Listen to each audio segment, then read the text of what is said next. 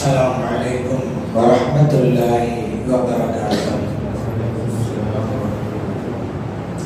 الحمد لله رب العالمين والصلاة والسلام على سيدنا محمد وعلى آله وصحبه أجمعين وما توفيقي إلا بالله لا حول ولا قوة إلا بالله العلي العظيم.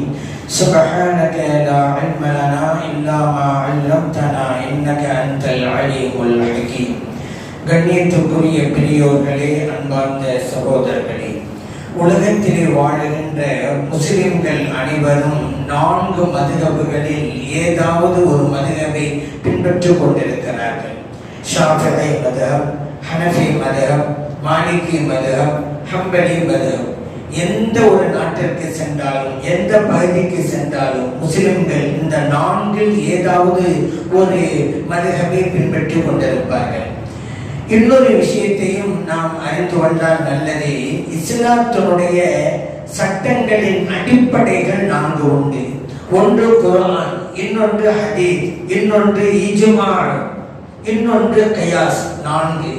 இந்த 4 வைத்துத்தான் இமாம்கள் நமக்கு சட்டங்களை தொகுத்து வழங்கிக் கொண்டிருக்கிறார்கள்.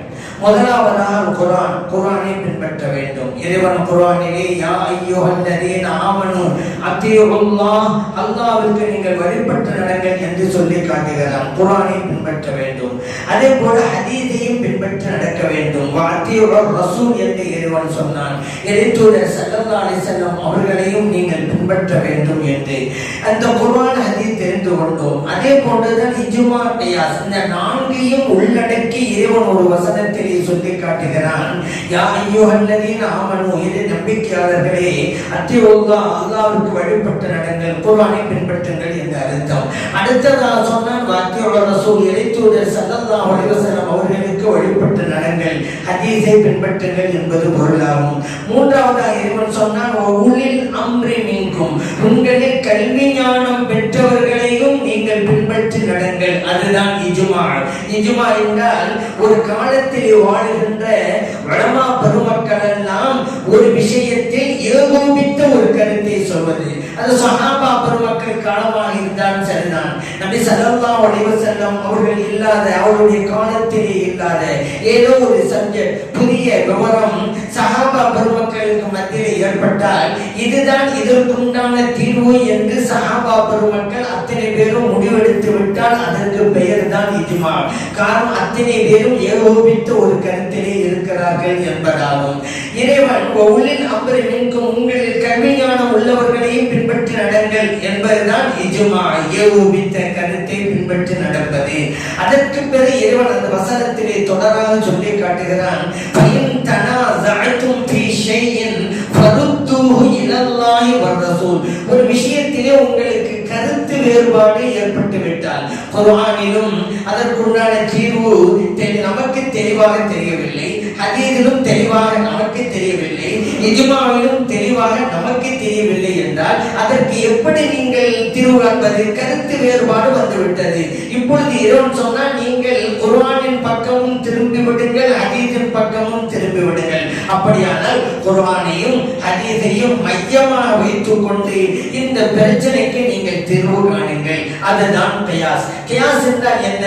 ஒரு சட்டத்தை பின்பற்றி அதே போன்று இன்னொரு சட்டத்திற்கும் தீர்வு காண்பது. ஒரு சட்டம் இருக்கிறது, அதற்கு ஒரு காரணமும் இருக்கிறது என்று வைத்துக் கொள்ளுங்கள். அதே காரணம் வேறொன்றிலும் இருந்தால் இதற்குண்டான சட்டம் அதற்கு வந்துவிடும். காரணம், இந்த சட்டம் நமக்கு தெரிகிறது, அதற்குண்டான காரணமும் தெரிகிறது. வேறொரு புதிய சட்டம் வருகிறது, காரணம் என்று பார்க்கின்ற போது இதற்குண்டான காரணம் அங்கேயும் இருக்கிறது. அப்படியான இதற்குண்டான சட்டம் தான் அதற்கும். இதற்கு தான் ஒப்பீடு செய்தல் என்பார்கள். ஒரு சட்டத்தை ஒப்பீடு செய்து இன்னொரு சட்டத்தை கூறுவது, இதற்கு கியாஸ் என்று சொல்வார்கள். இப்ப அடுத்து கியாஸுக்கு ஒரு உதாரணம் சொல்றதா இருந்தா, இஜ்மாவுக்கு அல்லாஹ் குர்ஆன்ல வமை யுஷாபிக ரசூல் என்ற வசனத்தில் சொல்லி காட்டினான். வயத்தபிய கைர சபீல் முஃமினீன், முஃமின்களுடைய வழி அல்லாத வேறொரு வழியை ஒருவர் பின்பற்றினால் நுவல்லிஹி மா தவல்லா, அவர் போகிற போக்கிலேயே அவரை நாம் விட்டு விடுவோம். நுவல்லி நுலிஹி மாத்தவல்லா அவன் உசுலிஹி ஜஹன்னம், அவரை நரகத்திலே கொண்டு போய் சேர்த்து விடுவோம். மசாத்து மசீரா, அவர் போகின்ற வழிதான் மிகவும் தீய வழி என்று இறைவன் சொல்கிறான். இப்போ மூமின்கள் எல்லாம் ஒரு வழியிலே சென்றால் அந்த வழியில் தான் அத்தனை பேரும் செல்ல வேண்டும். ஒரு பிரிச்சுக்கிட்டு அவங்க எல்லாம் சொன்னா எங்களுக்கு என்ன இருக்கு, அதை கேட்க மாட்டோம் சொன்னா இதுதான் நடக்கும். என்ன நடக்கும்? அது தீய வழி, நரகத்திலே கொண்டு போய் சேர்ப்போம், அவர் போகிற போக்கிலே நாம் விட்டு விடுவோம் என்றெல்லாம் இறைவன் சொல்லி காட்டுகிறார். இதை இஜ்மா ஏகோபித்த ஒரு கருத்தை ஒரு காலத்து உலமா பெருமக்கள் எடுத்து விட்டால் அதை ஏற்று நடக்க வேண்டும் என்பதுதான் இந்த வசனத்துடைய பொருள். கியாஸ் என்றால் ஒப்பீடு செய்தல். நபி ஸல்லல்லாஹு அலைஹி வஸல்லம் அவங்கள்ட்ட ஒரு சஹாபி வந்தாங்க. யா ரசூலல்லாஹ், என் சகோதரி ஹஜ் செய்யணும்னு நேர்ச்சி பண்ணிருந்தாங்க, அதை நிறைவேற்றுவதற்கு முன்பாகவே இந்த உலகத்தை விட்டு மறைஞ்சிட்டாங்க, வஃபாத் ஆயிட்டாங்க. இப்ப என் சகோதரிக்காக நான் ஹஜ்ஜை நிறைவேற்றலாமா அப்படிங்கிறாங்க. இப்ப நபி ஸல்லல்லாஹு அலைஹி வஸல்லம் அவர்கள் அந்த தோழர் கேட்ட கேள்விக்கு பதில் அளிப்பதற்கு முன்னாலே இவர்கள் ஒரு கேள்வி வைக்கிறார்கள் அந்த தோழரிடம். இப்ப ஸல்லல்லாஹு கேட்டாங்க, தோழரே, இறந்து போன உங்கள் சகோதரிக்கு கடன் இருந்தால் அந்த கடனை அடைப்பீர்களா மாட்டீர்களா அப்படின்னு. அந்த தோழர் சொன்னாங்க, நிச்சயமாக அடைப்பேன் யார சொல்லலாம், என் சகோதரிக்கு உண்டான கடன் அல்லவா அது. இப்ப நபி ஸல்லல்லாஹு அலைஹி வஸல்லம் சொன்னாங்க, அப்படியா, அப்படியானால் அல்லாஹ்வுக்கு ஆற்ற வேண்டிய கடனை அடையுங்கள் என்றார்கள். புகாரிலே பதிவு செய்யப்பட்ட ஹதீஸ். ஒருவர் நேர்ச்சை செய்தால் அது அவருக்கு கடமையாகிவிடும், அது அல்லாஹ்வுக்காக ஆற்ற வேண்டிய கடமை, கடன் அது. இப்ப நபி ஸல்லல்லாஹு அலைஹி வஸல்லம் அவர்கள் வந்து கேள்வி கேட்டாங்கல்ல தோழரு, அவங்களுக்கு நேரடியா பதில் சொல்லிருக்கலாம். என்ன, என்னுடைய இறந்து போன சகோதரிக்காக நான் ஹஜ்ஜை நிறைவேற்றலாமா அப்படின்னு நிறைவேற்றுங்க அப்படின்னு சொல்லிருக்கலாம்ல. ஆனா அதுக்கு முன்னால ஒரு கேள்வி வைக்கிறான் பாருங்க, உங்கள் சகோதரிக்கு கடன் இருந்தால் அடைப்பீர்களா மாட்டீர்களா? அடைப்பேன் யார சொல்லலாம். அப்படித்தாங்க இது அல்லாஹ்வுடைய கடன். ஒரு சட்டத்தை வைத்து இன்னொரு சட்டத்தையும் எடுத்துக் கொள்ளுங்கள் என்பதற்காகத்தான் இந்த கேள்வி வைக்கிறார்கள் நபிகள் நாயகம் ஸல்லல்லாஹு அலைஹி வஸல்லம் அவர்கள். அதே போல ஒரு பெண்மணியார் ஒரு சட்டத்தை தெரிந்து கொள்வதற்காக மார்க்க அறிஞர்கள் இருக்கிற இடத்துக்கு வந்தாங்க. ஒரு இடத்துல ஹதீஸ்களை அறிவிக்கிற முஹத்திஸீன்கள் இருக்கிற ஒரு கூட்டம் இருந்தது. அதை தாண்டி இன்னொரு கூட்டம், அவர்கள் குர்ஆனையும் ஹதீஸையும் வைத்து ஆய்வு செய்து சட்டங்களை தொகுத்து வழங்கக்கூடிய ஃபுகஹாக்கள் அவங்க இருந்தாங்க. இந்த பெண்மணியார் வந்தாங்க, முஹத்திஸீன்கள் ஹதீஸ்களை இமாம்களை சந்திச்சாங்க. ஒரு கேள்வி வச்சாங்க, என்னண்டா, மாத விலக்குள்ள பெண்மணி ஒரு பெண் மையத்தை குளிப்பாட்டலாமா? பெண் மையத்தை பெண்கள் தான் குளிப்பாட்டுவாங்க. இப்ப கேள்வி என்னண்டா, ஒரு பெண்மணி மாதவிடாய் நிலையிலே இருக்கிறாங்க, இந்த நிலையில இருக்கிற பெண்மணி ஒரு பெண் மையத்தை குளிப்பாட்டலாமா அப்படிங்கறதுதான். அந்த ஹதீஸ்களை இமாம்கள் எல்லாம் யோசிச்சாங்க, இப்படி ஒரு ஹதீஸ் நமக்கு இல்லையே. நபி ஸல்லல்லாஹு அலைஹி வஸல்லம் அவர்கள் இந்த மாதிரி கருத்து தெரிவிக்கிற ஹதீஸ் அறிவிச்சதா நமக்கு இதுவரைக்கும் கிடைக்கலையே அப்படி யோசிச்சு சொன்னாங்க, எங்களுக்கு இதுக்குண்டான ஆதாரம் இல்ல, அங்க போங்க, ஃபுகஹாக்கள் காமிக்கிறாங்க, குர்ஆன் ஹதீஸ் ஆய்வு செஞ்சு சட்டம் சொல்லுவாங்கல்ல, அவங்க அங்க போய் கேளுங்கன்னாங்க. இந்த பெண்மணியார் அங்க போனாங்க, இதே சட்டத்தை கேட்டாங்க. அந்த ஃபுகஹாக்களான மார்க்க சொன்னாங்க, குளிப்பாட்டலாமே அப்படின்னாங்க. மாத விலக்குள்ள பெண்மணி பெண்மையை குளிப்பாட்டலாம் அப்படின்ட்டாங்க. அந்த பெண்மணியும் திரும்பிட்டாங்க. வரும்போது ஹதீஸ்கள் இமாம்கள் அந்த பெண்மணியார்ட்ட கேட்டாங்க, போய் கேட்டீங்களா? கேட்டேன். என்ன சொன்னாங்க? குளிப்பாட்டலாம்னு சொல்லிவிட்டாங்க அப்படின்னு. சரி, அந்த பெண்மணி போயிட்டாங்க. இப்போ ஹதீஸ்களை இமாம்கள் அந்த ஃபுகஹாக்கிட்ட கேட்டாங்க, எதை வைத்து குளிப்பாட்டலாம் என்று நீங்க சொன்னீங்க? அவங்க சொன்னாங்க, எல்லாம் நீங்க அறிவிச்ச ஹதீஸ் தாங்க. ஏன்னா அவங்க ஹதீஸ்களை பல்லுண்டர்கள் அல்லவா, ஹதீஸ்களை அவர்கள் அறிவித்தவர்கள் அல்லவா, நீங்க அறிவிச்ச ஹதீஸை வச்சுதாங்க நாங்க பதில் சொன்னோம். நாங்க அறிவிச்ச ஹதீஸ் தான், இப்படி ஒரு ஹதீஸை நாங்க கேட்கவும் இல்லை சொல்லவும் இல்லையே. இப்பதான் புகார சொன்னாங்க, நீங்க ஒரு ஹதீஸை சொன்னீங்க, யாவும் இருக்குதா? அதாவது நபி ஸல்லல்லாஹு அலைஹி வஸல்லம் அவர்கள் ஒரு சமயத்திலே ஆயிஷா சித்திகா ரலியல்லாஹு அன்ஹா அவங்கட்ட சொல்றாங்க, ஆயிஷாவே அந்த தொழுகை விரிப்பை எடுத்து கொடு அப்படிங்கறாங்க. ஆயிஷா சித்திகா ரலியல்லாஹு அன்ஹா சொன்னாங்க, யா ரசூலல்லாஹ், நான் மாத விலக்குள்ள நிலையிலே இருக்கிறேன், எப்படி அந்த தொழுகை விரிப்பை என் கையால தொடுறது, தொட்டி எடுப்பது அப்படின்னாங்க. இப்ப நபி ஸல்லல்லாஹு அலைஹி வஸல்லம் சொன்னாங்க, ஆயிஷாவே, இன்ன ஹைலதகி லைஸத் பி யதிகி, உன்னுடைய மாதவிடாய் உன் கையிலே கிடையாது, எடுத்து தாய் என்றார்கள். ஆயிஷா சித்தியக்கா ரலியல்லாஹு அன்ஹா அவர்கள் அதை எடுத்தும் கொடுத்தார்கள். இந்த ஹதீஸ் முஸ்லிமிலே பதிவு செய்யப்பட்ட ஹதீஸ். இப்போ ஃபுகாஹா சொன்னாங்க, இந்த ஹதீஸை நீங்க அறிவிச்சீங்களா? இந்த ஹதீஸை அறிவிச்சோம். இந்த ஹதீஸை வச்சு தாங்க நான் திருப்பி போடணும். என்ன தொழுகை விரிப்பை எடுக்கும் போது நபி ஸல்லல்லாஹு அலைஹி வஸல்லம் அவர்கள் சொன்னது என்ன? உன் கையில் மாதவிடாய் இல்லை, ஆகவே தொழுகையின் விரிப்பை தொட்டி எடுனாங்கல்ல, அதை வச்சுக்கிட்டு தான் கையிலே மாதவிடாய் இல்லை, எனவே பெண்மையத்தை குளிப்பாட்டவும் செய்யலாம் என்று நாங்கள் சொன்னோம் என்று சொன்னாங்க. ஒரு ஹதீஸிலே வருகிற கருத்தை வைத்து இன்னொரு சட்டத்திற்கு திரும்ப காண்பது, இதற்குத்தான் கியாஸ் அப்படின்னு சொல்லுவாங்க. இப்ப நம்ம மதுஹப் என்று சொல்லுகிறோம். ஷாஃபிஈ மதுஹப், ஹனஃபி மதுஹப் என்றெல்லாம் சொல்றோம்ல. உலகத்திலே 4 மதுஹப் இருக்குது. ஆனா இந்தியாவிலே தமிழகத்திலே 2 மதுஹப்கள், ஷாஃபிஈ ஹனஃபி என்று. ஷாஃபிஈ மதுஹப் என்றால் என்ன, ஹனஃபி மதுஹப் என்றால் என்ன அப்படிங்க கேட்கலாம். குர்ஆனுக்கும் ஹதீஸுக்கும் இமாம் ஷாஃபிஈ ரஹ்மத்துல்லாஹி அலைஹி அவர்கள் கொடுக்கிற விளக்கத்தின் பிரகாரம் நடந்தால் ஷாஃபிஈ மதுஹப். குர்ஆனுக்கும் ஹதீஸுக்கும் இமாம் ஹனஃபி ரஹ்மத்துல்லாஹி அலைஹி அவர்கள் கொடுக்கிற விளக்கத்தின் பிரகாரம் நடந்தால் ஹனஃபி மதுஹப். அப்ப மதுஹப் என்று சொன்னாலும் பின்பற்றுவது என்பது குர்ஆனையும் ஹதீஸை தான். அதை நம்ம நினைவில் வைக்கணும். ஷாஃபி மதுஹப்பும் ஷாஃபிஈ இமாம் குர்ஆனை ஹதீஸையும் விட்டுவிட்டு நமக்கு மூணாவது ஒரு கருத்தை சொல்லல. குர்ஆனை ஹதீஸையும் ஆய்வு செஞ்சு அதுல இருந்து அவங்க சட்டம் தர்றாங்க. இவருடைய விளக்கத்தை நாம் பின்பற்றுகிறோம் என்பதால் ஷாஃபிஈ மதுஹப். அதே போன்றுதான் ஹனஃபி இமாம் அவர்களும். இப்போ நீங்க கேட்கலாம், சரி குர்ஆனுக்கும் ஹதீஸுக்கும் விளக்கம் தர்றாங்க ஷாஃபிஈ இமாம் ரஹ்மத்துல்லாஹி அலைஹி, ஹனஃபி இமாம் ரஹ்மத்துல்லாஹி அலைஹி அப்படின்னு நீங்க சரி குர்ஆனுக்கும் ஹதீஸுக்கும் விளக்கம் சொன்னா எல்லா இமாம்களும் ஒரே கருத்தை சொல்லிட வேண்டியது தானே, எல்லா மதுஹப்லயும் ஒரே சட்டம் இருக்க வேண்டியது தானே. ஆனா அப்படி இல்லையே. ஹனஃபி மதுஹப்ல ஒரு சட்டமா இருக்கும், ஷாஃபிஈ மதுஹப்ல இன்னொரு சட்டமோட இருக்கிறது. ஆனா பிரிவு சட்டங்களில் மட்டும்தான், அடிப்படை சட்டங்களில் அல்ல. அடிப்படை சட்டங்கள் எல்லாம் எல்லா மதுஹப்லும் ஒன்றுதான். பிரிவு சட்டங்களில் எல்லா பிரிவு சட்டங்களும் அல்ல, ஒரு சிலவற்றில் ஏன் கருத்து வேறுபாடு வருகிறது? இமாம்கள் எல்லாம் குர்ஆன் ஹதீஸை பற்றி தானே சொல்றாங்க என்று நீங்க கேட்கலாம். நாம் சொன்னோம் அல்லவா, குர்ஆனையும் ஹதீஸையும் ஆய்வு செய்துதான் சட்டங்களை தருகிறார்கள் என்று. அப்படி ஆய்வு செய்கின்ற போது கருத்து வேறுபாடு உண்டாகிறது, அதுதான் இயற்கை. உதாரணத்துக்கு சொன்னா, ஒருவர் தன் மனைவியை தொடுகிறார். ஒது இருக்குது, மனைவியை தொடுறாரு, திரை இல்லாம, திரைக்கு மேல தொட்டுட்டா பிரச்சனை இல்லை, திரை இல்லாம இப்படி தொட்டாருன்னு வச்சுக்கிறேன், ஒது முறிந்து போய்விடும் ஷாஃபிஈ மதுஹபில். ஆனால் ஹனஃபி மதுஹபில் ஒது முறியாது. கணவர் மனைவியை ஒதுவோடு தொட்டால், திரை இல்லாமல் தொட்டாலும் கூட ஒது முடியாது.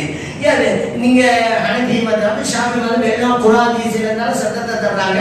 இவங்க ஒது முறியுங்கிறாங்க, ஷாஃபிஈ இமாம் ரஹ்மத்துல்லாஹி அலைஹி ஒது முடியாதுங்கிறாங்க, ஹனஃபி இமாம் ரஹ்மத்துல்லாஹி அலைஹி. ஏன் இந்த வேறுபாடு?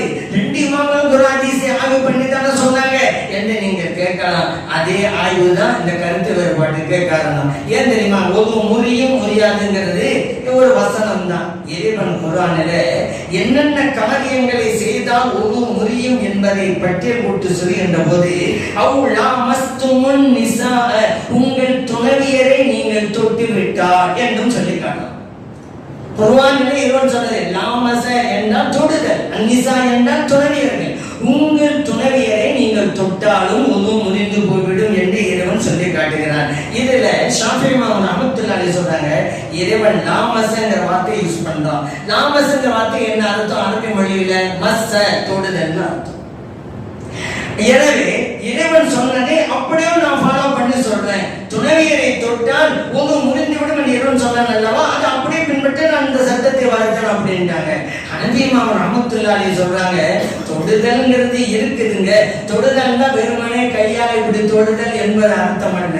மனைவியோடு சேர்ந்தால், மனைவியோடு உடலுறவு கொண்டால், அதைத்தான் இறைவன் சமிக்கையா சொல்லி காட்டுகிறான். சில விஷயங்கள்ல வெளிப்படையா சொல்லுவோம், இன்னும் சில விஷயங்களை சமிக்கையாக சொல்லுவோம். இறைவன் இங்கே சமிக்கையா சொல்லி காட்டுகிறான், உங்கள் துணைவியரை தொட்டால், இப்படி தொடுதல் கருத்து அல்லது, நீங்கள் துணைவியரோடு உடலுறவு கொண்டாலும் ஒது முடிந்து போய்விடும் என்பதற்காக இறைவன் சொன்னதுதான். சரி, இப்படி அவங்க சொல்லும் பொழுது சும்மா சொல்லல, ஆதாரத்தோடு சொல்றாங்க. கேட்டி அப்படின்னா மஸ்ஸ தொடுதல் மீனிங் இறைவன் குர்ஆனிலே வேறு இடங்களில் எல்லாம் உடலுறவு என்கின்ற பொருளுக்கு உபயோகித்திருக்கிறான். ஒரு இடத்துல இருக்குன்னு சொன்னான். மின் கபலி அன் தமஸ்ஸூஹுன்ன, உங்கள் துணவியரை தொடுவதற்கு முன்பாக என்று அல்லாஹ் சொன்னான். தொடுவதற்கு முன்பாக இந்த இடத்துல தொடுதல் அல்ல, உடலுறவு கொள்வதற்கு முன்பாக. இதான் நபி முஹம்மது சொல்றாங்க. இந்த இடத்துல தொடுதல்னா இருக்கு, என்ன அர்த்தம் வைக்கிறீங்க? ஷாஃபி மதஹப் சார்ந்த இமாம்கள் கூட உடலுறவு அர்த்தத்தை தான் வைக்கிறாங்க. அப்பதான் இமாம் அபூ ஹனீஃபா ரஹ்மத்துல்லாஹி சொல்றாங்க, பாத்தீங்களா தொடுதல் அர்த்தம் தான் இருக்கு, உடலுறவுங்கிற அர்த்தம் தான் அங்க வச்சுங்க. இங்கேயும் அப்படித்தாங்க, தொடுதல்ங்கிற வார்த்தை இருந்தாலும் உடலுங்கிற அர்த்தம் பாருங்க. ஒரு முறியும் ஷாஃபி மதஹப், ஒரு முறியாது ஹனஃபி மதஹப், ரெண்டு பேருக்கு ஆதாரம் அவுல் ஆமஸ்துமுன் நிசா குர்ஆனுடைய வசனம் தான். இப்ப புரியுதா? மூன்றாவது அவங்க கருத்து சொல்றதெல்லாம் இல்ல, குர்ஆனுக்கும் ஹதீஸ் விளக்கத்தை தான் அவங்க சொல்றாங்க. ஆய்வு செய்கின்ற போது கருத்து வேறுபாடு வரத்தான் செய்யும். இப்போ ஏன்னா குர்ஆன் ஹதீஸ் எல்லாம் இருக்கும்போது எங்க மதுஹப்? குர்ஆன் ஒன்று தானே, இறைத்தூதர் ஸல்லல்லாஹு அலைஹி வஸல்லம் ஒருவர் தானே, மார்க்கம் ஒன்று தானே, ஹதீஸ் ஒன்று தானே, துபிலா ஒன்று தானே. அப்பையும் ஷாஃபி அப்பையும் ஹனபி எல்லாம் ஒன்னா இருக்கும்போது ஏன் இந்த பிரிவு என்று கேட்டவர்கள் எல்லாம் இன்னைக்கு காணாம், தொண்டை காலம் துணிய காணான்னு இருக்கிறாங்க. ஏன் தெரியுமா? அவங்க சொன்னால குர்ஆனை பின்பற்றினால் ஒற்றுமையாக இருக்கலாம், பிரிவு தேவையில்லை, ஷாஃபி ஹனபி பிரிவு தேவையில்லை. இப்ப அவங்க 1000 பிரிவா உட்கார்ந்து இருக்கிறாங்க, 1000 சட்டம் சொல்லிட்டு இருக்கிறாங்க. என்ன அவங்க பல ஜமாத்தா போய் ஏ பி சி டி எஃப் வரைக்கும் அந்த அளவு ஜமாத்தா பிரிஞ்சு போயிட்டாங்கன்னு வைக்கிறேன். அதுக்கு ஒரு சட்டத்தை சொல்லிட்டு இருக்கிறாங்க. அங்கதான் பிரச்சனை. சொல்ல உதாரணத்துக்கு பிறை பார்ப்பது, தத்தம் பகுதி பிறை ஒரு ஜமாத்து சொல்லுது, இல்லை சர்வதேச பிறை இன்னொரு ஜமாத்து சொல்லுது. ஜகாத் ஒவ்வொரு வருடமும் கடமை ஒரு ஜமாத்து, இன்னொரு ஜமாத்து இல்ல ஆயிரம் ஒரு தடவை கொடுத்தால் போதும் அப்படிங்கிறது. சூனியமும் கண்ணீரும் கந்திஷ்டி அதுவும் இல்லை என்கிறது ஒரு ஜமாத்து, சூனியமும் உண்டு கண்ணீரும் உண்டு என்கிறது இன்னொரு ஜமாத்து. பாத்தீங்களா? ஜும்மாவுக்கு முந்தின சுன்னத்து இல்லை என்று ஒரு ஜமாத்து சொல்லுது, ஜும்மாவுக்கு முந்தின சுன்னத்து உண்டு என்று இன்னொரு ஜமாத்து சொல்லுது. இப்பதான் நான் கேட்கிறேன், எங்களை பார்த்து கேட்டீங்கல்ல, குர்ஆன் ஒண்ணுதான், ஹதீஸ் ஒண்ணுதான், மார்க்கம் ஒண்ணுதான், ஏன் ஷாஃபி அனுப்பினீங்கல்ல? இப்ப நான் கேட்கிறேன், நீங்க எத்தனை பேரா பிரிஞ்சு இருக்காங்க? எல்லாரும் ஒரே குர்ஆன் தானே இருக்குது. ஏ ஜமாத்தில் இருக்கக்கூடிய குர்ஆன் தானே பி ஜமாத்திலே இருக்குது, பி ஜமாத்தில் இருக்கக்கூடிய குர்ஆன் தானே சி ஜமாத்திலே இருக்குது. அதே போல புகாரி ஷரீஃப் எடுத்துக்கிறீங்க, ஏ ஜமாத்தில் இருக்கக்கூடிய புகாரி தானே பி ஜமாத்திலே இருக்குது, சி ஜமாத்திலே இருக்கு, ஒண்ணுதானே. நீங்க அவங்க ஒரு சட்டம் சொல்றீங்க, ஒரே சட்டம் சொல்ல முடியாது. குர்ஆன் ஹதீஸ் தான் ஒண்ணா சொன்னீங்கல்ல, ஏன் நீங்க அவங்க சட்டம் சொல்றீங்க? எல்லாரும் ஒரு குர்ஆன் தானே. ஆய்வு செய்தால் ஆய்வு வரும்போது கருத்து வேறுபாடு வரும். ஆனா முன்னால் ஒரு கேள்வியை எல்லாம் கேட்டுக்கிட்டு இருந்தாங்க, ஆனா இப்ப கேட்கறது இல்லை. ஏன்னா கேட்டாக்கா இதே கேள்வி அவங்கள பார்த்து திரும்புது, அதனால அதெல்லாம் கேட்கறது இல்லை. இன்னொரு விஷயம் என்னன்னு கேட்டா, ஒரு சில பேர் கேட்கலாம், ஏங்க குர்ஆன் இருக்கிறது, ஹதீஸ் இருக்கிறது, அப்படி இருக்க மதுஹபியே குர்ஆனை ஹதீஸை பின்பற்றி விடலாமே? இந்த கேள்வியே தவறானது என்கிறேன். ஏன்னா குர்ஆன் இருக்கு, ஹதீஸும் இருக்கிறது, பின்பற்ற வேண்டியது, மதுஹபை பின்பற்ற தேவையில்லைன்னா இந்த கேள்வியில என்ன ஒரு அர்த்தம் இருக்குன்னா, குர்ஆன் ஹதீஸ் பின்பற்றுங்கிறது ஒண்ணு, மதுஹபை பின்பற்றுறது வேற ஒண்ணு, அப்படி மாதிரி வருது. கேள்வியே தவறு. ஏன் தெரியுமா? மதுஹபை பின்பற்றுவது என்றாலே குர்ஆனை தான் பின்பற்றுகிறோம், மதுஹபை பின்பற்றுவது என்றாலே ஹதீஸை தான் பின்பற்றுகிறோம். அந்த குர்ஆனுக்கும் ஹதீஸுக்கும் விளக்கம் இமாம்களுடைய தவிர இருக்கிற சட்டங்கள் குர்ஆன் தான். ஆனா இந்த கேள்வியை கேட்கக்கூடாது, குர்ஆனும் ஹதீஸும் இருக்கும்போது மதுஹப் எங்கன்னு கேட்கக்கூடாது. மதுஹப் என்பது குர்ஆனை விளக்கம், ஹதீஸை விளக்கம், அதை ஏன் வச்சுக்கணும்? சரி, அடுத்ததாக இப்போ இவர்கள் எல்லாம் இந்த விளக்கம் எல்லாம் தேவையில்லை, ஏன் இமாம்களை பின்பற்றணும்? நாமே குர்ஆனை படிக்கலாமே, நாமே ஹதீஸை படிக்கலாமே, இப்பதான் தமிழ் மொழியில எல்லாம் வந்துருச்சுல, படிச்சு பின்பற்றலாமே என்று சும்மா தத்துவத்துக்காக பேசுவாங்களே தவிர நடைமுறைக்கு சாத்தியமா? விவாதத்துக்கு சொன்னாலும் குர்ஆன் லேசு அப்படின்னு, குர்ஆன் லேசு அப்படிங்கறத நம்ம வசனங்களை காட்டி பதில் சொல்லுங்க அப்படின்னா பதில் சொல்ல முடியலன்னு வைங்க, அது ஒரு விஷயம். சரி, இப்ப என்னன்னா எல்லாராலும் எல்லாவற்றையும் புரிந்து கொள்ள முடியாது, அதுக்காக குர்ஆனையே புரிந்து கொள்ள முடியாது அப்படிங்கறதல்ல, எளிதாக புரிந்து கொள்ளக்கூடிய வசனங்களும் உண்டு, விளக்கினால்தான் விளங்க முடியும் என்கின்ற வசனங்களும் உண்டு. தாலிகல் கிதாப் லா ரைப ஃபீ ஹுதல் லில் முத்தகீன், இந்த வேதம் எந்த சந்தேகம் இல்லை இறைச்சம் உள்ளவர்களுக்கு நேர்வழி காட்டும் இருக்குது. இது புரியாதா? இது புரியும். அதற்காக வேண்டி எல்லாமே புரியுமா? இப்போ உதாரணத்தை நான் கேட்கிறேன், மன் கமன ஃபீ ஹாதிஹி அஅமா ஃபஹுவ ஃபில் ஆகிரத்தி அஅமா அல்லாஹ் சொல்றான், இந்த உலகத்தில் யாரெல்லாம் குருடராக இருந்தாலோ அவர் மறு உலகத்திலும் குருடராகத்தான் இருப்பார் அப்படின்னா, இப்ப கண் தெரியாதவங்க எல்லாம் நல்ல முஸ்லிம்களா இருக்கிறாங்களே, அவங்க குருடா இருக்காங்க, மறுமையா குருடா தான் இருப்பாங்க. அவங்க சஹாபா பெருமக்கள் எல்லாம் குருடா இருக்கிறாங்களே, அப்துல்லா இப்னு உம்மி மக்தூம் ரலியல்லாஹு அன்ஹு கண் தெரியாத சஹாபி, இவர்கள் எல்லாம் மறுமையில கண் தெரியாம தான் இருப்பாங்களா? இறை மறுப்பாளர்களுக்கு கண்ணாடியே போடாம கூரிய பார்வை இருக்குது, மறுமையில அழகான பார்வையோடு வந்து இருப்பாங்களா? இறைவன் சொல்றது அப்படித்தான். இந்த உலகத்தில் குருடா, மறு உலகத்தில் குருடுங்கிறான். எப்படி புரியணும்ல? இந்த உலகத்தில் சத்தியத்தை உணராமல் குருடாக இருந்தால், பார்க்க வேண்டியதை பார்க்காமல் இருந்தால் அதுவும் குருட்டுத்தன்மை தான். இந்த குருட்டுத்தன்மை உள்ளவர்கள் இந்த உலகத்தில் மறு உலகத்திலே உண்மையிலேயே கண் தெரியாத குருடர்களாக இருப்பார்கள் என்றுதான் அல்லாஹ் சொல்லி காட்டும். இப்படி யாயுல்லதீன ஆமனு இதா கும்தும் இலா ஸலாத்தி ஃபக்ஸிலு wujuhakum, அல்லாஹ் சொல்றான், இறை நம்பிக்கையாளர்களே, தொழுகைக்கு நீங்கள் நின்று விட்டால் உங்கள் முகத்தை கழுவுங்கள், கையை கழுவுங்கள், தலைக்கு மசாஜ் செய்யுங்கள், ஒரு செய்யுங்கங்கற அல்லாஹ் குர்ஆன்ல. எங்க எப்பமா தொழுகைக்கு நீங்க நின்று விட்டால், இந்த வசனங்கள் ஒரு ஆள் நான் தமிழ்ல படிச்சேன் அப்படின்னு சொல்லிவிட்டு அவங்க ஒரு பக்கெட் தண்ணியோட பள்ளியாசலுக்குள்ள வர்றாரு. ஏங்க வரீங்க பள்ளியாசலுக்கு தண்ணியோட?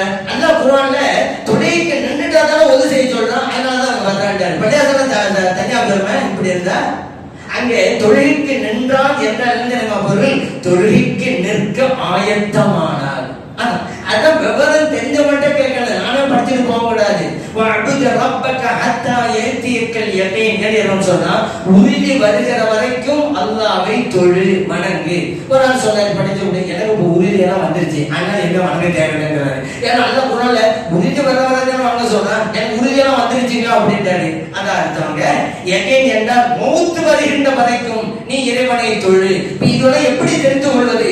விவரம் அறிந்தவர்களிடம் கேட்டு தெரிந்து கொள்ள வேண்டும். நானே படிப்பேன், நானே புரிவேன், அதெல்லாம் காரியம் நடக்காது. உண்மையான அரபி மொழி பேசக்கூடியவர்கள் சஹாபா பெருமக்கள், அரபி மொழியை தாய்மொழியாக கொண்டவர்கள் அந்த சஹாபா பெருமக்கள், அவர்களுக்கே இந்த குர்ஆனுடைய சில வசனங்கள் நேரடியாக வழங்கலுங்க. நபி ஸல்லல்லாஹு அலைஹி வஸல்லம் அவங்க தாங்க சொல்லி கொடுத்தாங்க. அல்லாஹ் குர்ஆன்ல நோன்பு காலத்துல சஹருக்கு சாப்பிடுறோம்ல, எது வரைக்கும் சாப்பிடலாங்கிற சட்டத்தை சொல்லும்போது குலு வஷ்ரபு ஹத்தா யதபய்யன லக்குமுல் ஹைத்துல் அபியதி மினல் ஹைத்தில் அஸ்வதி அப்படிங்கறான். உண்ணுங்கள், பருகுங்கள், கருப்பு கயிறிலிருந்து வெள்ளை கயிறு தெரிகின்ற வரைக்கும் நீங்க சாப்பிடலாம், குடிக்கலாம் அப்படின்ட்டான். ஒரு சஹாபி இந்த வசனத்தை படிச்சுட்டு வெள்ளை கயிறு ஒண்ணு, கருப்பு கயிறு ஒண்ணு எடுத்து தலையணைக்கு கீழே வச்சுட்டாங்க. காலை வரைக்கும் ஒண்ணுமே புரியல, கயிறு கயிறா தான் இருக்குது, ஒண்ணுமே புரியல. அடுத்த நாள் நபி ஸல்லல்லாஹு அலைஹி வஸல்லம் வந்து யார சொல்லலாம், அல்லாஹ் சொன்னா கருப்பு கயிறிலிருந்து வெள்ளை கயிறு தெரிகின்ற வரைக்கும் உண்ணலாம் பருகலான்னு. நானும் 2 கயிறை தலையணைக்கு கீழே தான் வச்சேன், ஒண்ணுமே புரியலையே யார சொல்லலாம். நபி ஸல்லல்லாஹு அலைஹி வஸல்லம் சிரிச்சாங்க. உங்களுடைய தலையணை அவ்வளவு பெரியதா என்று கேட்டாங்க. ஏன் தெரியுமா? அதுக்கு விளக்கம் சொன்னாங்க பாருங்க நபி ஸல்லல்லாஹு அலைஹி வஸல்லம் அவர்கள். இறைவன் வெள்ளை கயிறு என்று சொன்னால என்ன தெரியுமா? பயாதுன் நஹார், பகலின் வெளிச்சம் அப்படின்னு அர்த்தம். கருப்பு கயிறு இறைவன் சொன்னால சவாதுல் லைல், இரவினுடைய இருட்டு என்பது அது பொருள். அப்படின்னா என்ன அர்த்தம்? இரவினுடைய இருள் அகன்று வைகரை வெளிச்சம் தெரிகிற வரைக்கும் நீங்க உண்ணலாம், பருகலாம். அதான் சுபுடைய நேரம், ஃபஜ்ருடைய நேரம். இருள் அகன்று விடுகிறது, வைகரை ஆரம்பித்து விடுகிறது, சுபுடைய நேரம். அது வரைக்கும் அந்த கருத்துல இறைவன் சொன்னாங்க. அதனாலதான் ஸல்லல்லாஹு அலைஹி வஸல்லம் சிரிச்சு சொன்னாங்க, உங்க தலையை அவ்வளவு பெருசாண்டு. ஏன்னா கருப்பு கயிறுடா என்ன அர்த்தம்? இரவனுடைய இருட்டு. நான் தலையணைக்கு கீழே வச்சேன் கருப்பு கயிறுன்னு சொன்னா உலகத்தில் இருக்கிற எல்லா இருட்டையும் அந்த தலையணை கீழே வைக்க முடியுமா? அதே போல வெள்ளை கயிறு வச்சா வெள்ளை கயிறா? வெள்ளை கயிறுன்னு சொன்னா பகலுடைய வெளிச்சம், உலகத்துல எவ்வளவோ வெளிச்சம் இருக்கு, அவ்வளவு கொண்டு வந்து தலையணைக்கு கீழே வைக்க முடியுமா? அதை செஞ்சா உங்க தலையில அவ்வளவு பெருசாங்க என்று நபி ஸல்லல்லாஹு அலைஹி வஸல்லம் கேட்டாங்க. அப்போ அரபி மொழியை தாய்மொழியாக கொண்ட அந்த தோழர் கூட அந்த வசனத்துடைய உண்மை பொருள் என்னவென்று தெரியாமல் இறைத்தூதர் ஸல்லல்லாஹு அலைஹி வஸல்லம் அவர்களிடம் தானே கேட்டு தெரிஞ்சுக்கிட்டாங்க. அரபி மொழியுடைய வாசனையே இல்லாதவர்கள் எல்லாம் நான் தர்ஜுமா படிச்சுட்டேன், இமாம்கள் தேவையில்லை, நானே புரிஞ்சுக்கிடுவேன், நானே நடப்பேன். என்ன அர்த்தம் இது? சொல்றதுக்கு தான், கேட்கறதே நல்லா இருக்கும், யதார்த்தத்துக்கு வருத்தோமா? இப்படி சொல்லக்கூடியவர்கள்ட்ட 5 நேர தொழுகையினுடைய ரக்காத்துக்கு ஆதாரங்க. சுபுக்கு 2, லுஹருக்கு 4, அஸருக்கு 4, மக்ரிபுக்கு 3, இஷாவுக்கு 4. இமாமுல் தேவையில்லை, நாங்களே படிப்போம், நாங்களே குர்ஆன் படிப்போம், நாங்களே புகாரி படிப்போம். கூப்பிட்டு இருந்தாப்பா 5 நேரம் தொழுவோம் நடக்காது, அங்க என்ன ஆதாரம்?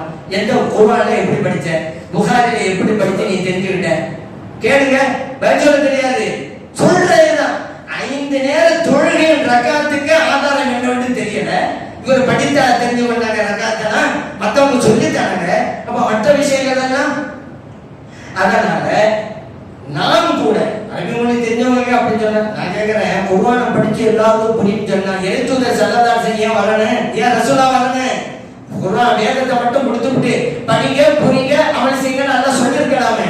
இறைவன் குர்ஆன் என்ன சொன்னா, அன்ஸல்னா இலைக்க ذிக்ர லிதுபையின லின்னாஸ். நபி அவர்களே, இந்த வேதத்தை உங்களுக்கு வழங்கினோம் மக்களுக்கு நீங்கள் தெளிவுபடுத்தி காட்ட வேண்டும் என்பதற்காக.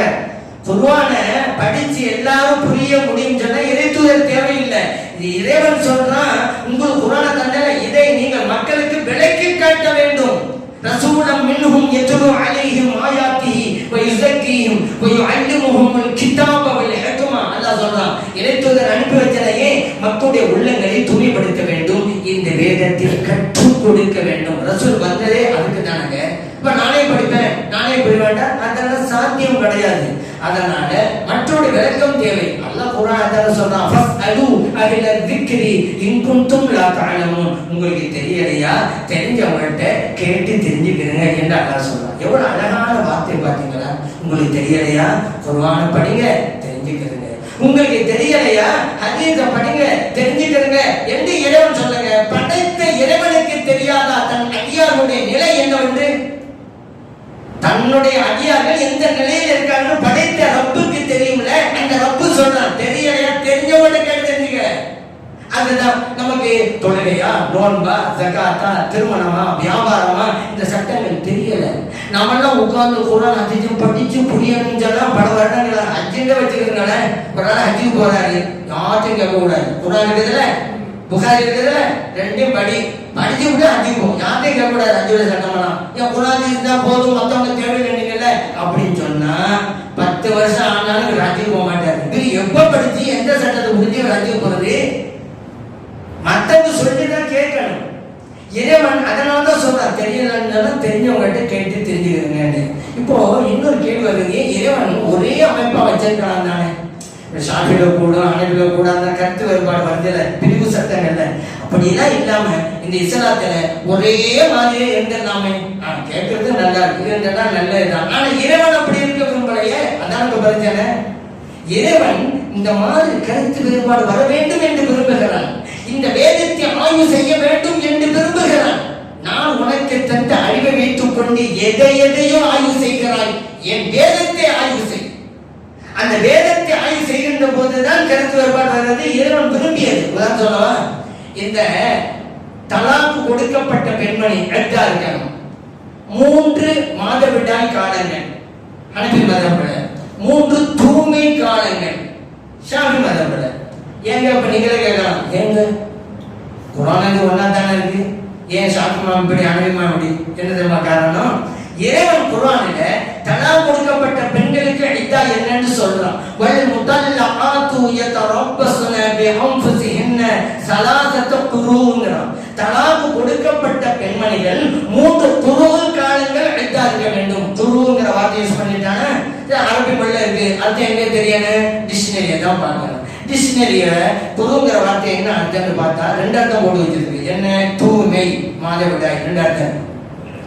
தூய்மைங்கிற மீனிங்கை ஷாஃபி மாம் எடுத்துக்கிட்டாங்க, மாதவிடாய்ங்கிற அர்த்தத்தை ஹனபி மாம் எடுத்துக்கிட்டாங்க. 2 மீனிங் அங்க இருக்குது. இறைவனுடைய விருப்பத்தை பார்த்தீங்களா? இறைவன் நினைத்திருந்தால் ஏன் இரு பொருள் உள்ள ஒரு வார்த்தையை உபயோகிக்கணும்? 3 தூய்மைக்காக வச்சுக்கிறேங்க, அதுக்கு அழகான வார்த்தை தூர் இருக்கு. தூர் வார்த்தை போட்டுக்கலாமே, எல்லா மதப்படியும் 3 தூய்மைக்காக சொல்லிடுவாங்க. ஏன் தூர்ந்த வார்த்தை இருக்குது? இல்ல மாதவிடாதான் அங்க நோக்கம் இறைவனுக்கு அப்படின்னு வச்சுக்கிறேங்க. உதாரணத்துக்கு ஹைதுங்கிற வார்த்தையை போட்டிருப்பானே இறைவன், அப்ப ஷாஃபி எல்லாமே மாதவிடாங்க அப்படின்னு சொல்லியிருப்பாங்க. இப்ப இறைவன் வேண்டுமென்றே தான் இப்படி செய்கிறார். ஏன்? ஆய்வு செய்ய வேண்டும், கருத்து வேறுபாடு வர வேண்டும் என்று இறைவன் விரும்பியது. ஷாஃபில ஒரு சட்டம் சொல்றாங்க, ஹனபில ஒரு சட்டம் சொல்றாங்க, இறைவன் விரும்பியது. ஏன்?